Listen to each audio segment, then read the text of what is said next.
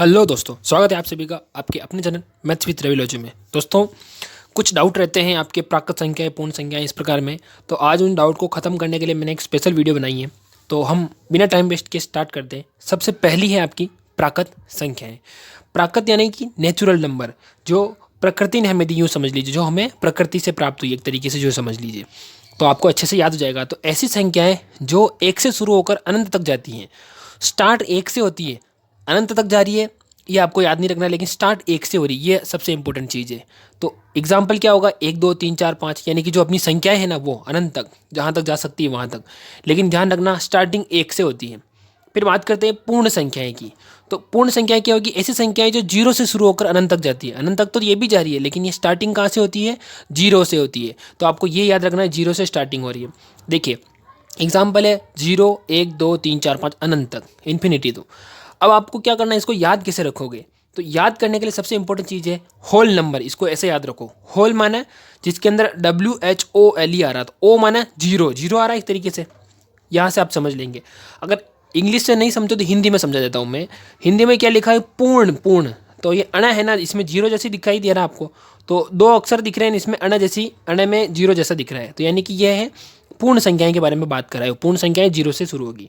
फिर बात कर देंगे पूर्णांक संख्याओं की। तो पूर्णांक संख्याएं कुछ नहीं है, सिंपल सा है कि ऐसी संख्याएं जो धनात्मक और ऋणात्मक दोनों ही होती है।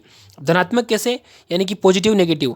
तो आप संख्या रेखा देखी होगी आपने, आपने संख्या रेखा पर आप प्रदर्शित करते होंगे जीरो से बीच में जीरो लगा के, फिर इधर वाली साइड प्लस और इधर वाली साइड माइनस। हमेशा जिस हाथ से खाना खाते हैं, या यूँ समझ लीजिए कि राइट हैंड साइड सीधे हाथ की तरफ प्लस होती है और उल्टे हाथ की तरफ माइनस होती है। तो यहाँ से आप इस चीज़ को याद रखोगे कि जो संख्या रेखा है वो पूर्णांक संख्याएं हैं।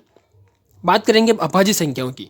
अभाज्य संख्याएं क्या होती है कि ऐसी संख्याएं जिसमें स्वयं और एक के अलावा किसी का भाग नहीं जाता है। ध्यान रखना, एक का भाग जाना चाहिए और स्वयं संख्या का, स्वयं जिस संख्या का आप भाग दे रहे हैं, जिस संख्या के बारे में देख रहे हैं, उसका भाग जाएगा, बाकी किसी का भाग नहीं जाएगा।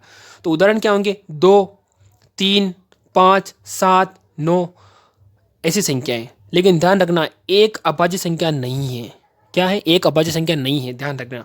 और सबसे फर्स्ट वाली संख्या जो फर्स्ट है वो 2 है। 2 अभाज्य संख्या, यूँ ध्यान रख लेना आप। और 1 से 100 तक करीब ना 25 अभाज्य संख्याएं आती हैं, तो वो है। ठीक है, यहाँ आप याद रखेंगे। और अभाज्य संख्या की परिभाषा आपको पता चलेगी, एक और स्वयं के अलावा किसी का भाग नहीं जाता है। नेक्स्ट है कि परिमेय संख्याएं किसे कहते हैं। परिमेय संख्याएं होती है ऐसी संख्याएं जो P/Q के रूप में लिखी जाती है और जहां Q का मान जीरो नहीं होना चाहिए। इसको बोलते हैं Q is not equal to zero. तो जैसे क्या होगा, 2/4 माइनस का 3/7, 0/4। अब क्या, कैसे पहचान करोगे, तो मैं आपको सिंपल सा फंडा बता देता हूँ इसका। यहाँ 2 है, P और Q है। या Q is not equal to zero लिखा है कि यानी कि Q का मान जीरो नहीं होना चाहिए। तो किसी भी हाल में जीरो नीचे नहीं आना चाहिए। तो मैं अगर कहूँ कि 5/0 क्या परिमेय संख्या है, तो आप कहेंगे नहीं है। क्यों नहीं है, क्योंकि जीरो नीचे आ गया है। अगर बात करूँ मैं 0/5 की, तो क्या परिमेय संख्या है, जी बिल्कुल है। क्यों, क्योंकि P का मान जीरो तो हो सकता है, लेकिन Q का मान जीरो नहीं होना चाहिए, इस तरीके से नीचे नहीं होना चाहिए। तो यहाँ पर ये परिमेय संख्या है, लेकिन ये 5/0 परिमेय संख्या नहीं है, क्योंकि जीरो नीचे आ गया है। तो ये इसकी खास चीज़ ध्यान रखनी है कि जीरो नहीं आना चाहिए नीचे। तो आप यहाँ इसको याद करोगे। इंग्लिश में इसको प्राइम नंबर बोलते हैं, और जो P/Q के रूप में लिखी जाती है, और Q का मान जीरो नहीं होना चाहिए। ठीक है, वीडियो पसंद आई हो तो वीडियो को लाइक करें, चैनल पर नए हैं तो सब्सक्राइब जरूर करें, और हाँ, वीडियो को शेयर जरूर किया कीजिए अपने दोस्तों के साथ, ताकि नॉलेज को जितना आप शेयर करोगे उतना बढ़ेगा। मिलते हैं किसी नए टॉपिक के साथ, तब तक आप पढ़ाई करते रहेंगे। जय हिंद।